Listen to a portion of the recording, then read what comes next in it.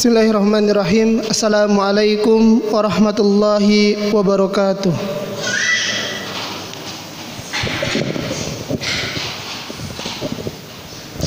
Bismillahirrahmanirrahim. Allahu Akbar, Allahu Akbar. Allahu Akbar, Allahu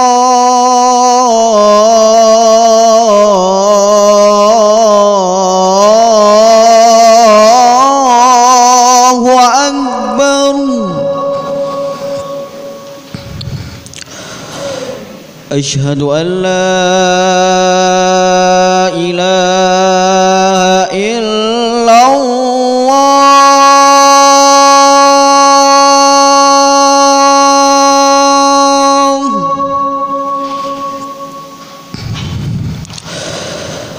Asyhadu an la ilaha illallah.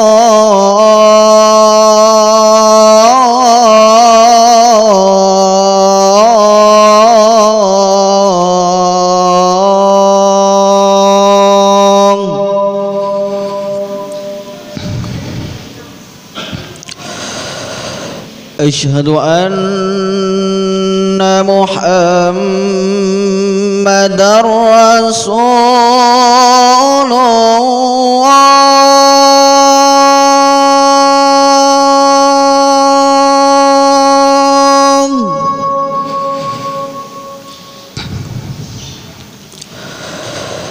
Asyhadu anna Muhammadar Rasulullah.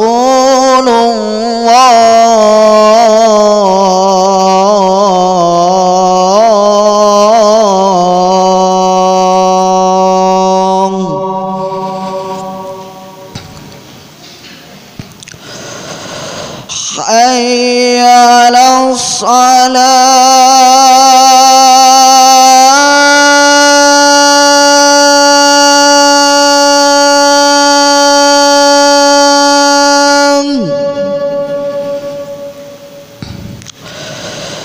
Hayya 'alas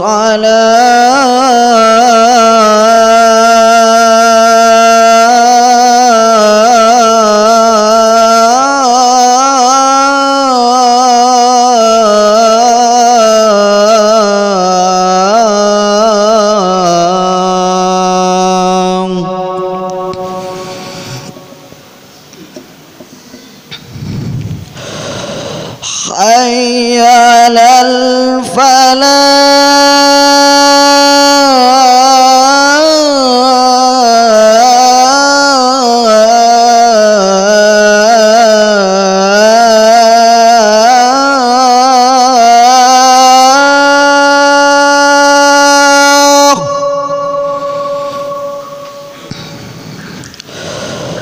Hayya 'alal falah.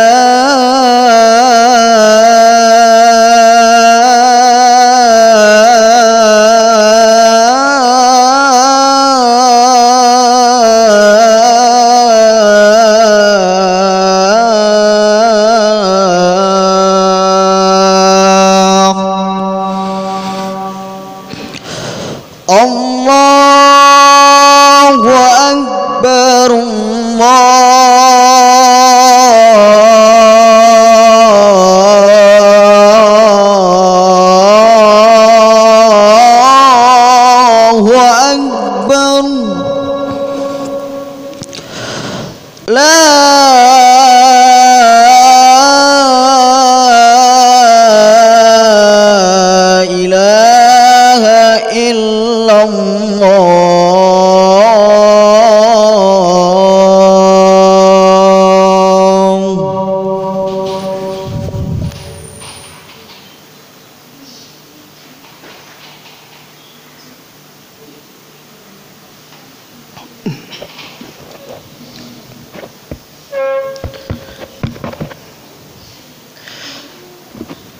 Alhamdulillah wa kafa wa salatu ala asrafil anbiya'i wal mustafa wa ala alihi sayyidina wa maulana nabiyuna Muhammadin sallallahu alaihi wasallam. Ashhadu an la ilaha illallah wa ashhadu anna Muhammadan abduhu wa rasuluhu alladhi qad balagar risalah wa addal amanah wa nassahal ummah wa jahada fillahi haqqal jihadi sallallahu alaihi wasallam. Qala Allah ta'ala fil Qur'anil Karim, ya ayyuhalladzina amanu taqullaha haqqa tuqatih wa la tamutunna illa wa antum muslimun. Wa qala aidan, ya ayyuhalladzina amanu taqullaha wa qulu qawlan sadida yuslih lakum a'malakum wa yaghfir lakum dhunubakum wa ma yuti'illaha wa rasulahu faqad faza fawzan adhima. Fa inna asdaqal hadithi kitabullah wa khairal hadi hadi Muhammadin sallallahu alaihi wasallam wa syarrul umuri muhdatsatuha wa kullu muhdatsatin bid'ah wa kullu bid'atin dalalah wa kullu dalalatin finnar. Amma ba'd. Pertama-tama dan yang paling utama, marilah kita panjatkan puja-puji syukur kita kepada Allah Subhanahu wa taala yang telah memberikan kita berbagai macam kenikmatan. Di antara nikmat yang Allah berikan kepada kita, nikmat yang paling agung, nikmat yang paling besar, yaitu Allah masih memberikan kita nikmat iman dan Islam. Dan kita berharap dua nikmat ini akan selalu terus menemani kita hingga kita diwafatkan oleh Allah Subhanahu wa taala. Karena Allah berfirman, wala tamutunna illa wa antum muslimun. Janganlah kalian wafat kecuali dalam keadaan berislam atau beriman kepada Allah Subhanahu wa taala. Kita juga bersyukur kepada Allah Subhanahu wa taala. Allah masih memberikan dua nikmat yang sering dilalaikan oleh manusia, yang manusia ini sulit bersyukur ketika mendapatkan dua kenikmatan ini. Nabi Muhammad sallallahu alaihi wasallam beliau bersabda, nikmatani maghbunun fihi ma katsiran minan nas, yakni as-sihhati wal faragh. Kata Nabi di dalam hadisnya mengatakan, ada dua kenikmatan yang sering dilalaikan oleh manusia, yang manusia ini kadang sulit untuk bersyukur ketika mendapatkan dua nikmat ini. Maka Nabi menjelaskan dua nikmat itu adalah nikmat sehat dan nikmat kesempatan atau waktu luang. Alhamdulillah, pada kesempatan Jumat kali ini, siang yang berbahagia ini, Allah masih sempatkan kita untuk melaksanakan salah satu di antara ibadah utama, ibadah pekanan, yakni menunaikan salat Jumat. Maka ini adalah merupakan nikmat yang paling besar yang Allah berikan kepada kita, yang senantiasa harus kita syukuri. Kemudian salawat beserta salam semoga tetap tercurah limpahkan kepada junjungan kita, habibana wa nabiyana, yakni Nabi Muhammad sallallahu alaihi wasallam. Beliau telah mengorbankan segala-galanya, mengorbankan hartanya, mengorbankan waktunya. Bahkan beliau memperjuangkan dinul Islam ini dengan memperjuangkan atau mempertaruhkan nyawanya. Maka kita selaku umatnya yang sikoh, yang ikut menapaki jejak sunnah Nabi kita, hendaknya kita berpegang teguh atas apa yang telah diperjuangkan oleh Nabi kita, Nabi Muhammad sallallahu alaihi wasallam.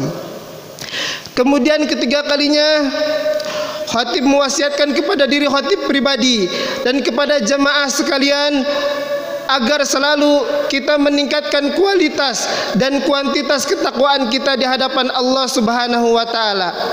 Karena hanya dengan takwalah kita mendapatkan sebaik-baik bekal. Wa tazawwadu fa inna khairaz zadit taqwa. Berbekallah kalian dan sebaik-baik bekal adalah takwa. Dan ukuran orang yang mulia di sisi Allah adalah mereka yang paling takwa di antara hamba-hambanya.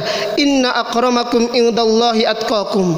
Sungguh orang yang paling bertakwa di sisi Allah, mereka adalah orang yang mulia di hadapannya.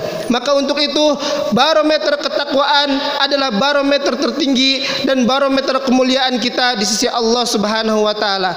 Maka untuk itu kami mewasiatkan kepada diri kami pribadi dan kepada jamaah sekalian agar selalu senantiasa meningkatkan kualitas dan kuantitas ketakwaan kita di hadapan Allah Subhanahu wa taala, sehingga kita bisa berkumpul dengan orang-orang yang bertakwa, para nabi, para syuhada dan para salihin. Jamaah Jumat arsyadani wa arsadakumullah. Khatib akan menyampaikan satu tema tentang akhlak zalim. Mungkin kita tahu semua bahwasannya perbuatan zalim merupakan perbuatan keji yang kita tidak mau ketika kita dizalimi. Namun demikian, perbuatan zalim ini ada terus di sekitar kita. Mereka berkembang biak secara berurutan. Bahkan kezaliman itu merebah dari kalangan diri sendiri sampai kezaliman itu mengancam kepada tauhid seorang. Adapun pengertian zalim, zalim adalah menempatkan sesuatu atau menempatkan perkara yang bukan pada tempatnya. Dan macam-macam zalim ini disebutkan di dalam kitab Minhajul Muslim karya Abu Bakar Jabir Al-Jazairi. Beliau mengatakan macam-macam zalim ada 3. Yang pertama, zalim hamba kepada Rabbnya, yaitu kezaliman seorang hamba kepada Rabbnya dengan 2 cara. Yang pertama, hamba itu melakukan perbuatan syirik, menyekutukan Allah, beribadah kepada selain Allah. Maka hamba ini telah termasuk berbuat zalim kepada Allah ketika dia tidak menjadikan Allah satu-satunya sesembahan. Kemudian seseorang bisa dikatakan berbuat zalim kepada Allah ketika dia berbuat kafir atau tidak beriman kepada Allah. Karena sesungguhnya kita diciptakan di dunia ini tidak lain hanya untuk beribadah kepada Allah Subhanahu wa taala. Wa ma khalaqtul jinna wal insa illa liya'budun. Tidaklah aku ciptakan jin dan manusia kecuali hanya untuk beribadah kepada Allah Subhanahu wa taala. Maka zalim yang pertama adalah kezaliman seorang hamba kepada Rabbnya dengan cara dia berbuat syirik dan dia berbuat kafir kepada Allah Subhanahu wa taala. Adapun macam yang kedua, yaitu seorang hamba berbuat zalim kepada makhluknya, dan makhluknya di sini ada jenis-jenisnya. Ada dari bangsa manusia, ada dari bangsa jin, bahkan ada dari hewan dan tumbuhan sekitar. Yang mana manusia kadang berbuat zalim kepada manusia yang lain, ataupun kepada jin, ataupun kepada hewan dan lingkungan sekitar. Maka perbuatan ini dilarang oleh Allah Subhanahu wa taala. Dalil tentang larangan perbuatan zalim disebutkan, la tadlimuna wa la tudlamun. Janganlah kalian berbuat zalim dan janganlah kalian dizalimi. Dan di dalam hadis Nabi Muhammad dijelaskan, ittaqu dzulman fa inna dzulman dzulumatil yaumal qiyamah. Jauhilah oleh kalian perkara zalim, karena sesungguhnya zalim merupakan kegelapan di hari kiamat. Maka untuk itu perbuatan zalim dengan berbagai jenisnya harus kita jauhi. Dan macam yang ketiga, yaitu perbuatan zalim seorang hamba kepada diri sendiri. Bagaimana seorang hamba ini menzalimi diri sendiri? Dengan melaksanakan kemaksiatan dan tidak taat kepada Allah dan Rasulnya. Padahal Allah memerintahkan kita untuk salat, untuk menunaikan zakat, untuk melakukan ketaatan lain sebagainya. Namun manusia itu enggan dan dia telah melakukan perbuatan zalim. Namun kezaliman itu tidak lain hanya untuk dirinya sendiri. Innallaha la yadlimun nasa say'an walakinnan nas yadlimuna anfusahum. Sungguh Allah tidak menzalimi manusia, Akan tetapi manusia itu telah menzalimi dirinya sendiri dengan berbuat maksiat dan tidak taat kepada Allah Subhanahu wa taala. Wal asri innal insana lafi husn illa alladhina amanu wa amilus solihat wa tawasaw bil haqqi wa tawasaw bis sabr.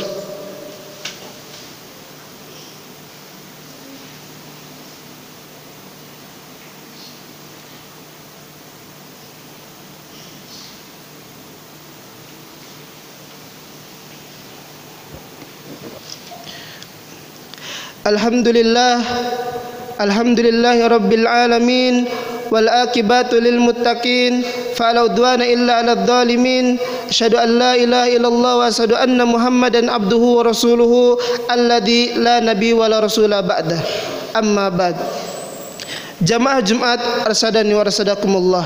Di khutbah yang kedua ini khatib menyampaikan, mari kita sama-sama meninggalkan perbuatan zalim dengan 3 macam jenisnya. Karena zalim ini merupakan perbuatan yang diharamkan oleh Allah sendiri untuk dirinya dan diharamkan pula kepada kita selaku hambanya. Di dalam hadis qudsi disebutkan bahwasannya, ya ibadi inni haramtu dzulman ala nafsi wa ja'altuhu bainakum muharraman fala tadhallamu.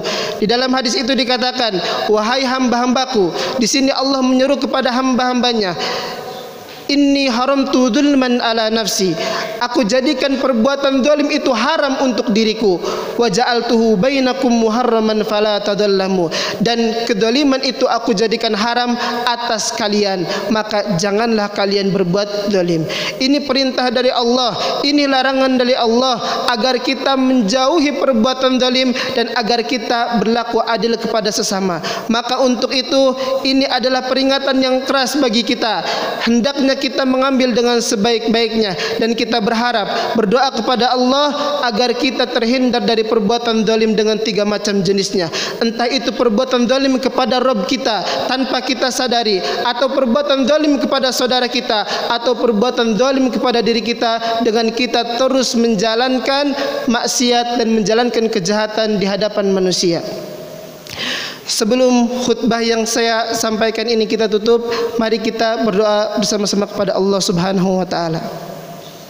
Innallaha wa malaikatahu yusalluna 'alan nabi ya ayyuhalladzina amanu sallu 'alaihi wa sallimu taslima. Allahumma ighfir lil muslimina wal muslimat wal mu'minina wal mu'minat al ahya'u minhum wal amwat innaka sami'un qaribun mujibu da'wat wa ya qadiyal hajat. Allahumma arinal haqqa haqqan warzuqna ittiba'ah wa arinal batila batila warzuqna ijtinabah. Allahumma inna nas'aluka salamatan fid din wa afiyatan fil jasad wa ziyadatan fil ilmi wa barakatan fil rizqi wa taubatan qabla al maut wa rahmatan indal maut wa maghfiratan ba'dal maut. Allahumma hawwin alaina fi sakaratil maut wa najata minan nar wal afwa indal hisab. Rabbana atina fid dunya hasanah wa fil akhirati hasanah wa qina adzaban nar. Subhana rabbika rabbil izzati amma yasifun wa salamun alal mursalin walhamdulillahi rabbil alamin. Aqimus shalah.